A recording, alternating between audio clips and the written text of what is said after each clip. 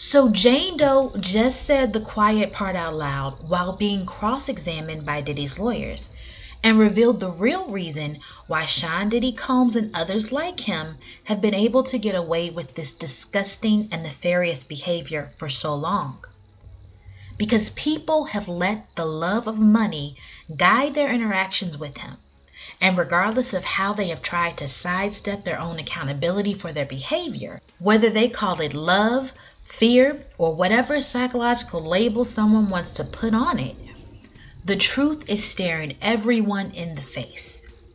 And it was never more obvious than when Jane Doe erupted on the stand while being asked about the cost of a bag that Diddy gave her, which had less monetary value than one he had given another woman on his roster. Jane had sent Diddy a text which basically said that he had pressured her for hotel nights, or FOs, with all these strange men, and yet here was young Miami posting with him as he bought her Chanel bags. I gave in to things I didn't want with strangers and still didn't get the same care or treatment. All I got was trauma. Diddy gave you a Van Cleef necklace and a Bottega Veneta bag, didn't he? Yes, he did. How much do Bottega bags cost? How much does my body cost? Reports say that gasps echoed throughout the courtroom before the judge instructed Jane Doe to answer the question as asked. And soon after that, Jane quietly asked for a break. Because the submissive, crying during testimony, love made me do it veneer was shattered. Much like when Cassie told the courtroom during her testimony that she was afraid that if she didn't participate in the FOs, Diddy would get someone else to do it. They let the idea of what they thought Diddy represented, the money, the fame, the lifestyle, lead them to make choices that have left them feeling humiliated and disgusted with themselves. Just like it says in the Bible, for the love of money is the root of all evil, which while some coveted after, they have erred from the faith and pierced themselves through with many sorrows. They coveted what Diddy had and what they thought he was giving to other women, and in turn made decisions that have had all of them forced by the feds under threat of prosecution to publicly reveal things that they would have probably kept hidden forever. The fact that none of them have wanted to be on that stand has been made abundantly clear, not only because they have stated it on the record, but also by the fact that they were granted immunity for their testimony. And even while trying to blame their participation in their debauchery on fear of what Diddy would do, whether it was physical, financial, or emotional retaliation, they've still all managed to make sure Diddy knows that they consider him a hero or a king or a bright light, or that they still love him. But Diddy's lawyers said it best when they asked Cassie a question that we all wanted to know the answer to. Diddy's own lawyers basically asking Cassie how the hell she fell in love with him is giving. How, Sway? Because this was a man who was never faithful to them.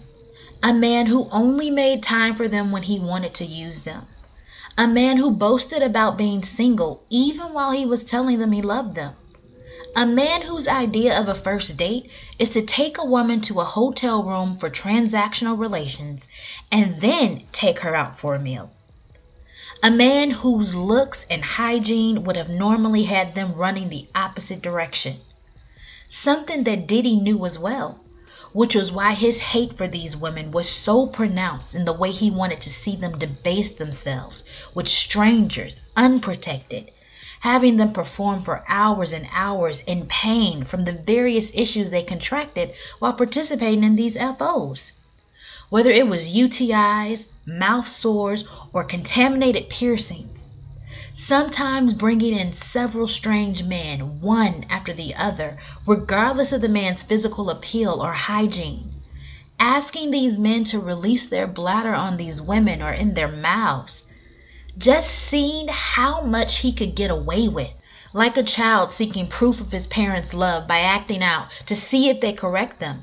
But instead, that parent allows them to continue to run wild and get away with harmful behavior to himself and others.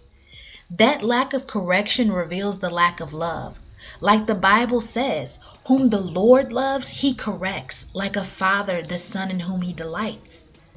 They thought they were playing Diddy by doing whatever he wanted and labeling it love. But they also ended up playing themselves in the worst ways because they lied to themselves to keep the perceived perks of an entanglement with him. Meanwhile, Diddy was using them as his surrogate while perverting the sacredness of intimacy between a husband and wife into debauchery that has left them all seeking therapy and compensation for their humiliation. Because according to courtroom reports, after Jane heard Cassie's lawsuit against Diddy was settled for millions in less than 24 hours, she began to discuss terms for hundreds of thousands in compensation with Diddy, which led to Diddy calling her an opportunist, a liar, and a con artist, revealing what he has thought of her all along. Because he knows himself, his actions throughout the years have had no basis in love, which is one of the reasons why he decided to rename himself as Love, trying to gaslight himself and others. People have called Diddy a hero, a king, and an icon, while his actions have proven anything but. All because they wanted to stay connected to his perceived monetary or social value. Acting like Diddy is some sort of cultural champion when it's been clear since the beginning that Diddy is an industry plant. Someone put in place by those who believe they are in control in order to promote agendas or lure people into losing their very soul for something that no human can provide. The money men threw money at Diddy, catapulting him into billionaire status off the talents of others, as long as he did their bidding, only to yank that same status away overnight when Diddy's own love of money had him thinking he could treat them the same way he's treated the culture for years. That same love of money has led to a case that instead of truly breaking up a systemic plot, is covering up deeds and names of others that acted with Diddy because their perceived monetary or societal value is greater. And instead, it's having women publicly humiliate themselves because they let the love of money motivate them into actions that, according to their own testimony, has left a stain on their souls that only Jesus can deliver them from. Let me know what you think in the comments. Remember to like and subscribe for more. Thanks for watching.